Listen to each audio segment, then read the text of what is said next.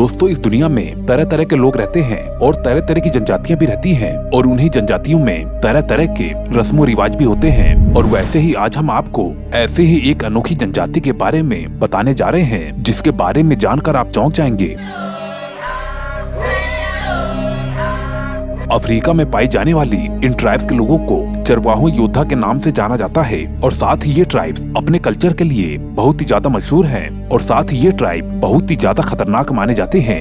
ये ट्राइब इतने ज्यादा खतरनाक होते हैं कि ये बिना किसी हथियार के ही एक शेर का शिकार भी कर लेते हैं और साथ ही ये ट्राइब सरकार के नियमों और कानून को बिल्कुल भी नहीं मानते, बल्कि इनके बनाए हुए खुद के नियम और कानून होते हैं और उसे ही ये लोग मानते हैं। दोस्तों आज के इस वीडियो में हम बात करने वाले हैं मसाई ट्राइब के बारे में। आज हम आपको इस ट्राइब के शादी कल्चर और इनके रहन सहन और फेस्टिवल के बारे में बहुत ही कुछ बताने वाले हैं। दोस्तों शुरू करने से पहले मैं आपको बता दूं कि इस वीडियो को बनाने में काफी मेहनत लगी है, कृपया करके अपना एक लाइक जरूर दे दें। चलिए शुरू करते हैं। दोस्तों ये जनजाति अफ्रीका में पाई जाती है। इन जनजाति के लोगों को चरवाहों तथा योद्धा के रूप में जाना जाता है। ये जनजाति तंजानिया तथा केन्या के जंगली रेगिस्तानी इलाकों में निवास करती है। ये जनजाति ट्राइबल और कल्चर के लिए बहुत ही ज्यादा मशहूर है। ज्यादातर मसाई मारा, सेरेनगेटी और अम्बोसैली जैसे रिजर्व के पास रहते हैं और दोस्तों तंजानिया में इनकी संख्या करीबन 10 लाख के करीब है। इन जनजाति के लोग सरकारी नियमों और कानून को नहीं मानते और इन्होंने अलग से ही अपने नियम और कानून बना रखे हैं और अपने ही नियमों को ये लोग मानते हैं। दोस्तों सबसे पहले हम आपको बता दें कि इन मसाई जनजाति के लोगों का घर कैसा होता है। इन मसाई लोगों का घर अस्थायी होता है। इनका घर गाय के गोबर के मिक्सचर से बना होता है और महिलाएं ही मिलकर इन घरों को बनाती हैं। इनका घर भी भारत के झुग्गी झोपड़ी जैसे घर ही होता है। ये मसाई लोग अलग अलग दल बनाकर रहते हैं। इनके एक परिवार के अंदर करीबन 20 से लेकर 40 लोग तक रहते हैं। हर परिवार की झोपड़ी अलग अलग होती है। इनकी झोपड़ियों को घास फूस और पेड़ की टहनियों से और साथ में गोबर के मिक्सचर से बनाया जाता है। कई सारी झोपड़ियों के बीच खुली जगह छोड़ दी जाती है और जहाँ पर रात के समय पशुओं को रखा जाता है। रात के समय में जंगली जानवर, चोर या डाकू से सुरक्षा के लिए इनके योद्धाओं को तैनात किया जाता है। वे रात में तलवार भाले लेकर अपने लोगों की सुरक्षा करते हैं। जब आसपास की घास या आदि खत्म हो जाती है तो फिर ये सभी जनजाति के लोग अपने पशुओं को लेकर अलग जगह पर चले जाते हैं और जहाँ पर कि ये लोग अपने झोपड़े वगैरह दोबारा से बना लेते हैं और वहाँ पर भी ऐसा सब कुछ चलता रहता है। अगर यहीं पर इनके पहनावे की बात की जाए तो इनके पुरुष खतना के बाद काले रंग का वस्त्र पहनते हैं और इसके अलावा नीले रंग का वस्त्र भी पहना जाता है। इन लोगों के अंदर लाल रंग के वस्त्र को बहुत ही ज्यादा पसंद किया जाता है। 1960 के बाद इन लोगों को सूती वस्त्र भी पहनना बताया गया है। तंजानिया के मसाई प्लास्टिक के सैंडल भी पहनते हैं। इसके अलावा महिलाएं लकड़ी के कंगन भी पहनती हैं और जो कि इनके आभूषणों के अंदर गिना जाता है। इनकी महिलाएं कई प्रकार की सजावट भी करती हैं।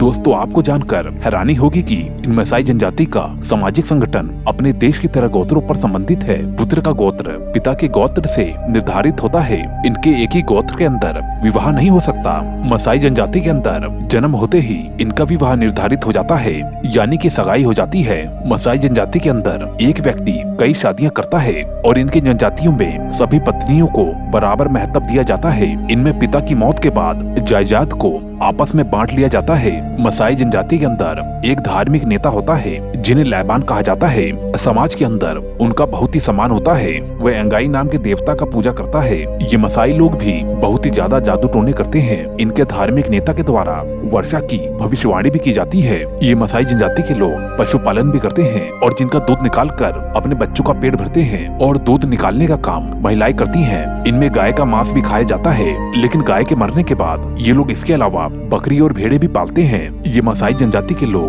बड़ी संख्या में बकरियों को पालते हैं क्योंकि इन जानवरों से उन्हें दूध और मांस प्राप्त होता है। ये जनजातियां अपने पिछले 5000 सालों से अपने इसी तौर तरीकों से रहती आ रही हैं। बल्कि यही नहीं, ये लोग आज भी उसी तरह से अपने पर्यावरण और उसी माहौल में रहते हैं। यही नहीं, ये लोग जंगलों में अपने पशुओं की रक्षा के लिए जंगली शेरों से भी लड़ जाते हैं।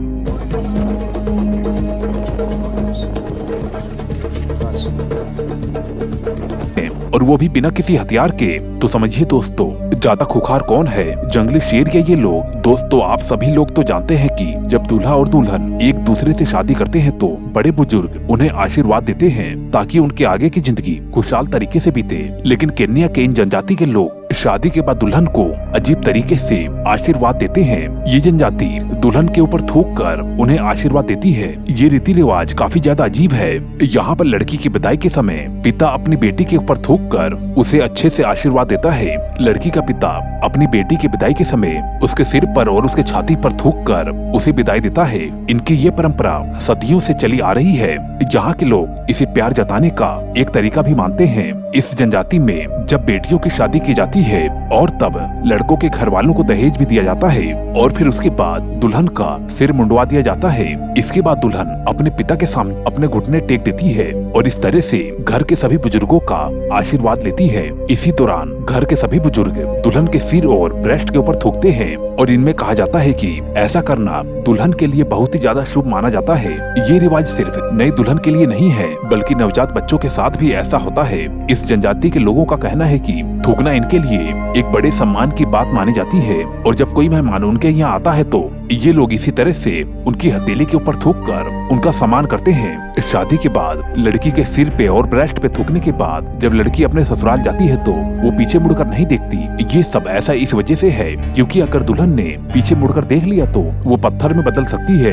ऐसा हम नहीं कह रहे हैं बल्कि ऐसा वहाँ के लोगों का मानना है। ये अफ्रीकन मसाई के लोग बहुत ही ज्यादा लड़ाकू और बहादुर होते हैं। ये बिना किसी हथियार के ही जंगली शेरों को मार देते हैं। कई बार तो ये मसाई योद्धा भूखे होने पर जंगली शेर से ही उनके मुंह का निवाला छीन लेते हैं। दोस्तों, यहाँ के रीति रिवाज बहुत ही ज्यादा बहादुरी पर आधारित है।